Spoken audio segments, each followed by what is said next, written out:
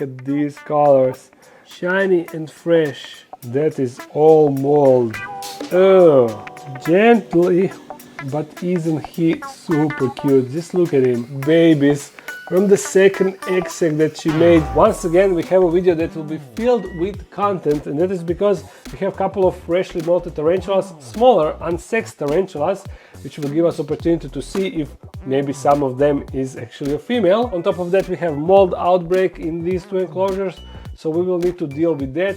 Also, a surprising thing, yesterday I found a bunch of baby tarantulas in Psalmopoeus pulcher enclosure, which means that she made another egg sac, so we need to deal with that, or at least check it out and see what will be our next course of action. Also, we will check on Linda and yeah, a bunch of stuff. Let's go!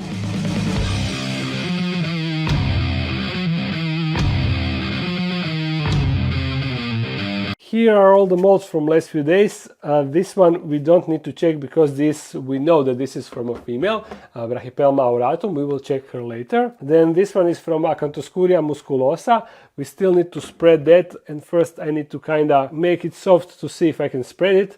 For that I'm using the warm water with a bit of dish soap, and I just let it sit for like a few minutes while these two molds are already spread and ready to be sexed.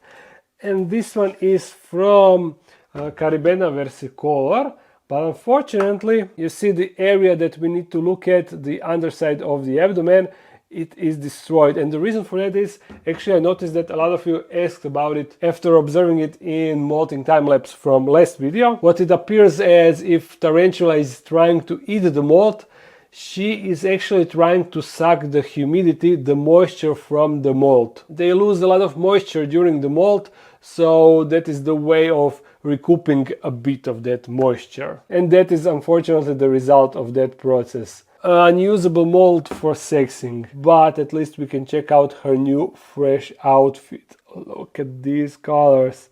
They are amazing, right? Yeah, Caribena versicolor got one of the best colors in the business, right? It's a shame that we still don't know if it's a female or a male, but honestly I'm hoping for a male, because you know I have a female, even though this is her only surviving offspring, so it would be kinda weird, but yeah, they are tarantulas, they don't really understand that. And his name is already Nemo, so it would be fitting that it is a guy. The only surviving guy from that egg sac. For some reason all of his siblings died and he was the only surviving one. That's why he got that name. And the other two cool tarantulas that molted are these homoeomma chilensis and this super cool harpactira pulchripes. Yeah, and not to forget the Acanthoscurria musculosa, even though she's not that attractive. I actually need a paper towel to dry the mold. Gonna drop that here and remove all the moisture. Not all the moisture, but majority of moisture. And let's see if this will work out. I think that the abdomen is well preserved, but you can never really know until you actually try to spread it. Okay, so far so good. Ooh, and I think that I can already see that it is a female. Is this a flap? Yeah, this is a big flap, you see? It is a female without the slightest doubt. Great. Hopefully we will have the same luck with the other two, but since these are so small, we cannot really see the flap, at least I think. But with macro lens, we should be able to see if it is developing. I think that's the case, we will see. Okay, here we are, and is this it? I cannot really tell here because the display is kind of small. Maybe I can take a picture and zoom it in. Okay. These two dots are suspicious, or maybe even this area is even more suspicious. This is the homoeomma chilensis, and that is a dwarf tarantula, so they don't grow that big. So I think flap maybe should be visible at this stage, but I don't know. We will wait for next molt to be sure. Okay, let's see the harpactira. Again, the same thing. Is that it or not? I'll take the picture. You see, once again, there are some dots, but I don't think that is it. I think it is way too small to be a sperm theca in development. I'm gonna try one more thing. By placing the mold above light source, sometimes you can see things better. Yeah, I would definitely go for a male here. You can't really see anything. 95% male. We'll try the same thing with the other one. You see nothing. So this is most likely also male. A bit unlucky with these two, but you can't always get females. I don't really care about the pulchripes because I have a female, but I was really hoping that this homoeomma chilensis will be female because I don't have any. Of course, we will check the guys now. First, the harpactira pulchripes. Where are you? He's under the cork bark, you see. I will try to... Oh, never mind. You can see his legs now, but still I will poke him just a little bit. Come on, guy. Let me show you off. Freshly molded harpactira is a big deal. It appears that he is a bit shy, but see how fresh he is. Shiny and fresh. Common name is, I believe, golden blue-legged baboon. And the reason is, you see, kind of golden. And then you have bluish legs. So, yeah, there you have it. At least I think that's the common name. I could be wrong, though. Common names are really not my strongest side. And now to show you the homoeomma, which will in the same time be the segue to a next theme of this video. And that is mold, you see. A bit of mold over there. And a bit of mold over there, and you might be thinking, okay, that's not that bad. Why am I complaining? Well, check this out now. If we lift the hide to check the tarantula, look at this. That is all mold. But look how this guy is pretty. You remember I used to have a mature male and he was super chill and handleable, so I assume that this will be the same with this guy. Gotta love that red part of the abdomen, you see? Come on, go a bit up to show it off. Up, up, up. You need to go out of the enclosure anyway, because I need to rehouse you. There. Now you can see it really good. Also pretty tarantula. And the dwarf tarantula, which is also awesome. I got the cup for him right here because I'm just gonna move him aside, clean his current enclosure and put him back inside. Because it is already labeled and everything. And I want to keep that label. Yeah, look how chill he is. Super chill. Okay, now wait for a few minutes. I'm gonna show you the other enclosure, the other tarantula that got infested enclosure. And that is one really special tarantula because look how it looks. It is a Theraphosidae species Panama, but I think they have been kind of recently described, so maybe there is a proper name for that one. Feel free to write it in the comments if you know. But you see the background is terrible. This is really alarming mold outbreak, so let's do the same thing. Gently. Okay, this was a feeding response, but now she figures out that it is not a food. Tweezers are not food. Oh, look at that. Look at that booty. Oh, such a cool looking tarantula. I have a lot of cool looking tarantulas. Time jump and the enclosures are cleaned, set and ready. But first I want to know if this Theraphosidae species Panama is handleable. Ooh.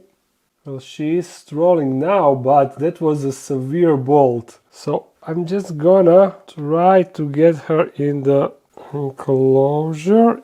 Yes. Great. Oh, but of course that she needs to complicate things.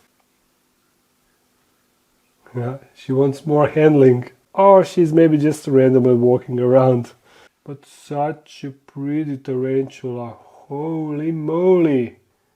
Yeah, I'm so hoping that this one will be a female. Okay, enough of the strolling. Please tell me that you are a female. I think that this is also a dwarf species, but maybe not super small. We will see in the future. Probably as this guy will mature. But isn't he super cute? Just look at him. The way he walks and handles himself. Yeah, pretty little guy. Enjoy a fresh enclosure and hopefully no more mold. Unless he carried some spores on himself and we get another mold outbreak in like a month or so. Okay, we are done with this. Now let's check the babies, huh? I don't really remember when I paired this girl. It was a really long time ago, and she already produced one egg sac. So I completely forgot that this can happen. You see, these are the Psalmopoeus pulcher babies from the second egg sac that she made, even though I didn't pair her again. So yeah, why this doesn't happen with some rare and super expensive tarantula? No, it always happens with tarantulas that are readily available. I mean, that is the reason why these tarantulas are not that expensive and are actually readily available, because they reproduce really easy. You see, they aren't even in their first proper molt. They don't look like a proper tarantula. This is like a larva stage or something. The Europeans got one terminology for tarantula molts, Americans got another terminology, so I'm really not sure anymore how to call these. So I will just keep the terminology out of this. Now I don't really know what exactly I should do. Technically, you remember... Oh, what is she doing? She actually turned for some reason. Anyhow, I'm gonna blow on her so we can see the babies maybe better.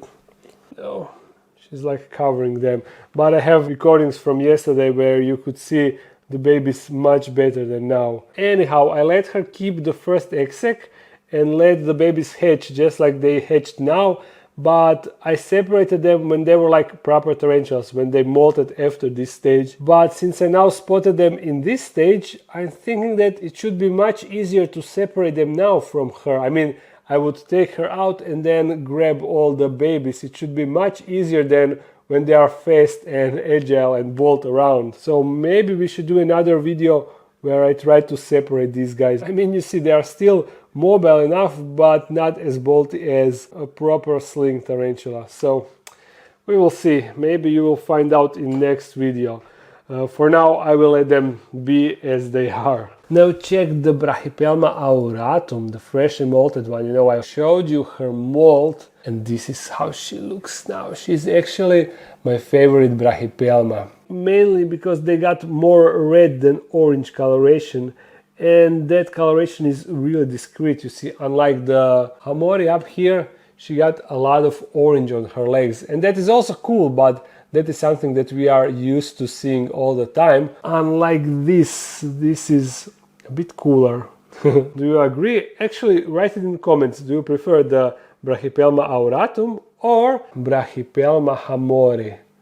Yeah, I'm really wondering if majority thinks like I'm thinking. Also, finally, this Aphonopelma molted. You know, I think that ever since I received her, ever since I got her, she never accepted a prey. So now I'm happy that she actually molted, so that was the reason. Although that was a really long pre-molt, like year and a half or so. Looking forward to feed her for the first time. The reason why I don't have her molting time lapse is because she molted during the night and I didn't caught her on the act, but I'm still waiting for this harpactira pulchripes female.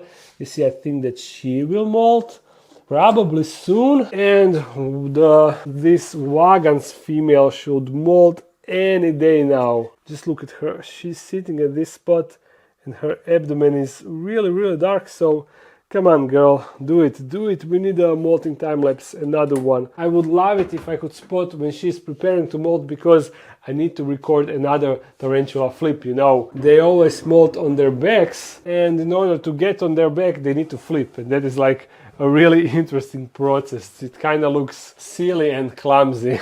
Anyhow, look what we have here. If you can see through the glass, there is Linda, you see, freshly molted Linda, and check out her tunnel.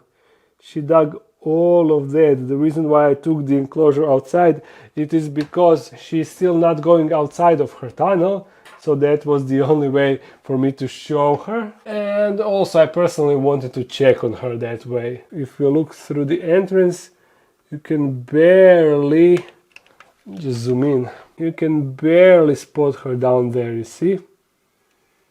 Yeah, hopefully next feeding video we will be able to feed her outside. But this brings us to the last thing that we will do today, and it is, you know, in last video we stored Linda's mold in here, and now it seems soft enough to be spread, so we can measure her leg span. Yeah! Although mainly I want to have all of her molds preserved, even though it is not as soft as I wanted.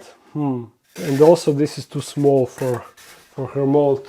Need a bigger styrofoam. Yeah, this should be enough. Hopefully the legs won't break. I would be devastated. I mean, not devastated, but I would be really sad. Because who knows when she will molt again. And you see this one leg is already missing. I mean, it's not missing, it is here, but she already broke it. And maybe I will be able to restore it later. Yeah, I will keep that.